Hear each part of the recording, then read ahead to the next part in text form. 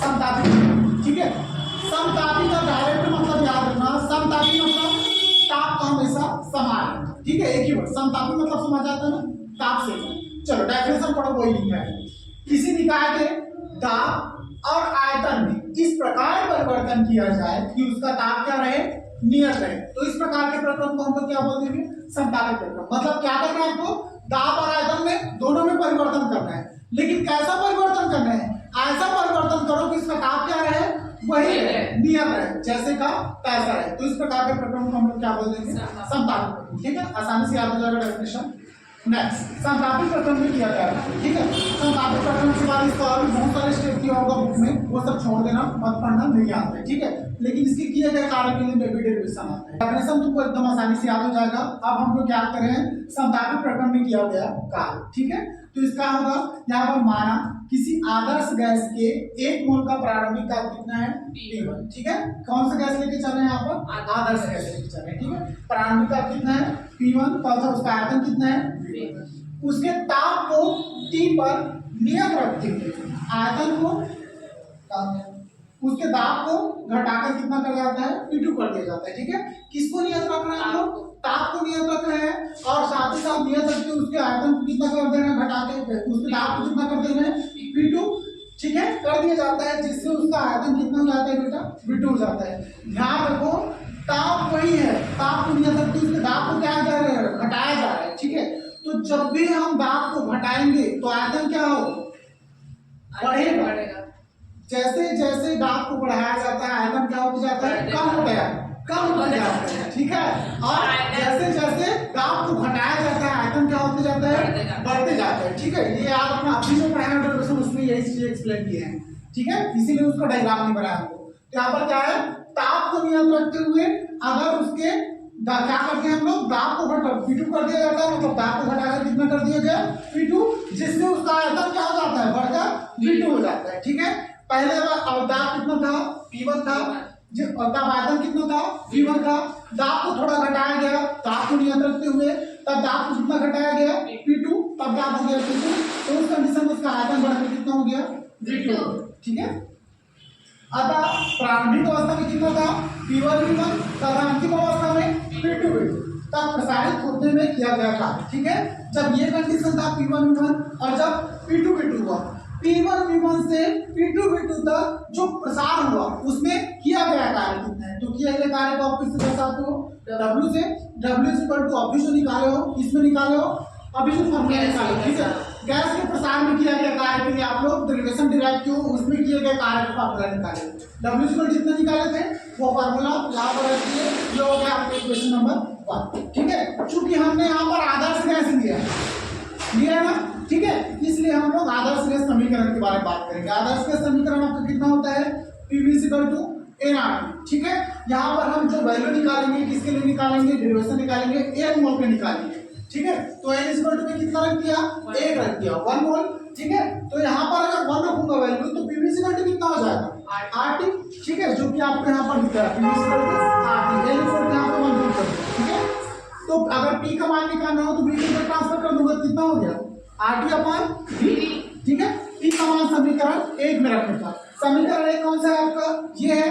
यहाँ पर मैं क्या रख रहा हूँ, P का मान रख रहा हूँ। ठीक है, तो P का मान यहाँ पर पुट करो, तो यहाँ पर कितना था, RT है ना, RT/V हो गया वो। चलो RT/V, तो RT का पहले उसके बाद क्या करो, RT जो दिख रहा है वाला स्टेट, ये इसको हम बाहर करते हैं। बाहर करने का रीजन क्या है, किसके रिस्पेक्ट में यहाँ पर समाकलन होगा, dv के रिस्पेक्ट में, मतलब v के रिस्पेक्ट में, तो सिर्फ v वाले पद का ही क्या होगा, समाकलन होगा। बाकी सारा स्टेप क्या होता है, बाहर निकल जाता है। पहले भी बता चुका हूँ, यहाँ पर जिसके रिस्पेक्ट में दिया हुआ है उसी के रिस्पेक्ट में समाकलन होगा, बाकी सारी चीजें बाहर निकल जाएंगी। RT बाहर निकालना, उत्तर में कितना बच गया, 1/8। ठीक है, अब यहाँ पर मैं डायरेक्ट लिखूँ लॉग में, आप लोग को पहले भी बता चुका हूँ, थोड़े दिन पहले करा था उसमें बताया था, लॉग x का यहाँ पर कितना होता है समाकलन, 1/x। ठीक है, और 1/x पे कितना हो जाता है, log x। ठीक है, वाइस वर्सा, इसका ये तो इसका ये। ठीक है, यहाँ पर 1/b था, मतलब कितना है, 1/x। ठीक है, तो 1/x का समाकलन कितना हो गया, log x। ठीक है, मतलब 1/b था तो 1/b का समाकलन कितना हो गया, log x। ठीक है, तो W इक्वल टू कितना हो गया RT, ब्रैकेट में कितना हो गया log V, ठीक है। और लिमिट कितना था आपका V1 से V2, तो लिमिट को एज इट इज रख दिया, ठीक है। अब यहाँ पे लिमिट पुट कर दो, ठीक है।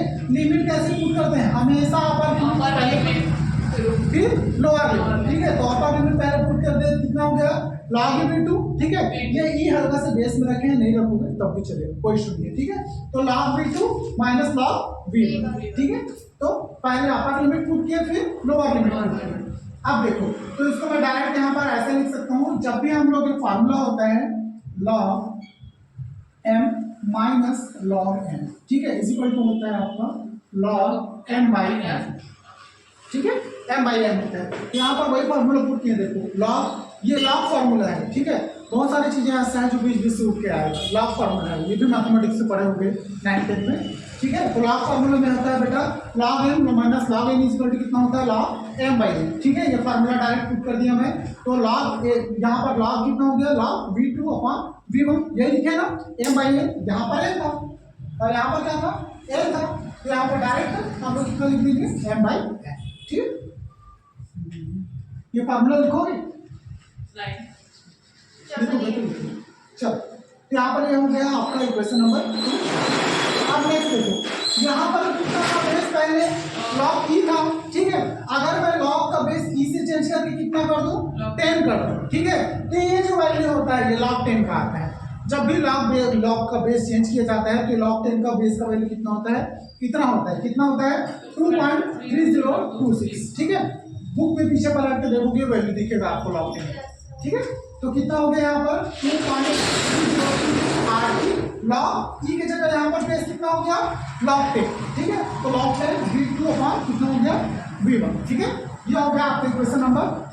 अब यदि मोलों की संख्या कितनी हो जाए n हो जाए, ठीक है। तो यहाँ पर मोलों की संख्या अगर n रखोगे तो यहाँ पर n शूट कर देगा, नहीं शूट कर देगा। अभी हम लोग मोलों की संख्या कितना लेके चलते हैं, तो जितना एक तक था वो वैल्यू यहाँ तक हम लोग डिराइव किए।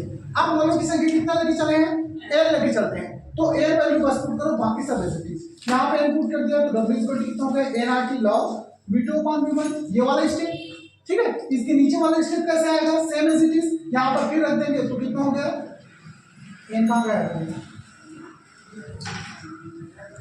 ठीक है। n आएगा nRT log 10 V2 upon V1, ठीक है, एज इट इज हो जाएगा। दो स्टेप में आपको डेरिवेशन डिराइव करना है। पहले स्टेप में मोल का वैल्यू n का वैल्यू कितना 1 लेके चलना है, दूसरे स्टेप में क्या करना है आपको n लेके चलना है, ठीक है, हो जाएगा। और देखते हैं, करनी होगी ना।